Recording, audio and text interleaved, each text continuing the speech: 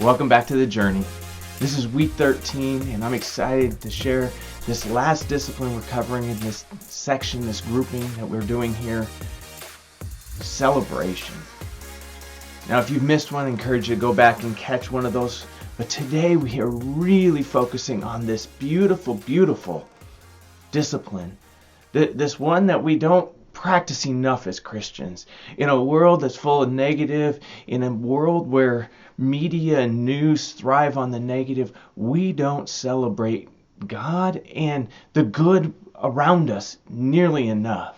And so as we look at this discipline of celebration, we as Christians should be the champions of this.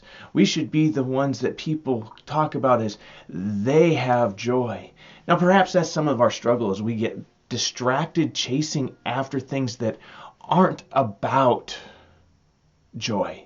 Maybe we're chasing happiness. We're seeking things that make us feel good or feel happy. And the truth is, celebration is seeing what God is doing, seeing a collective gathering succeed at something. We celebrate accomplishments and feats that only God can do. And there's so much of that out there. It's been kind of rainy the last few days, and yet in a pause in the rain, the birds come out and sing for joy. They're joyous. There's a celebration. The rain has paused, even if it's only for a moment, and they celebrate. So we as Christians, we have a lot to celebrate. We have a lot of things to rejoice about, to be thankful for, to create a space of celebration that draws us together and encourages us to continue in this journey together that we have as Christians, walking with Jesus, walking in the Spirit, living under the guidance of God. It is a beautiful thing we have, and yet I don't think we celebrate enough. Just think about the things we can celebrate. We have the greatest freedom. We are not burdened by sin.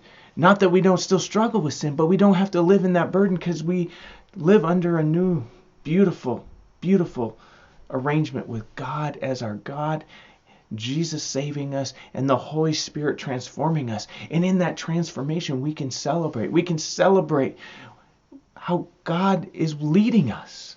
We have that freedom to choose to be led by God. We get the freedom to obey God. We don't have to obey. We get to choose to joyfully obey and celebrate the goodness of God. You know, God is such a good God, and we just need to, at times, just pause. So maybe that's where your celebration needs to start today, is to stop and write down 5 things that you are so thankful God is doing in your life. And then maybe add 5 things that God's doing in some of your friends' lives.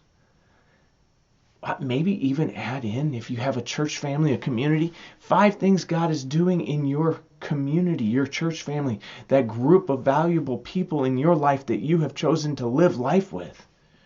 And as you keep growing these 5s, just think about how many blessings there are, how many reasons to celebrate.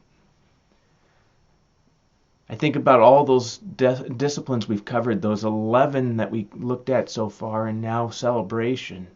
Each one of those is placing us in a space for God to transform us. So in all 11 of those activities, those actions, those things that we were doing, the way we were becoming a new person, each of those gives us a space to celebrate. And if you've been doing any of these practices, these disciplines with someone else, there's someone there too that can celebrate with you. So I encourage you, find ways to celebrate, bring joy to your life. And in all of this, let's continue on this journey together, growing healthy spiritually. I hope you've been blessed. Look forward to sharing again soon.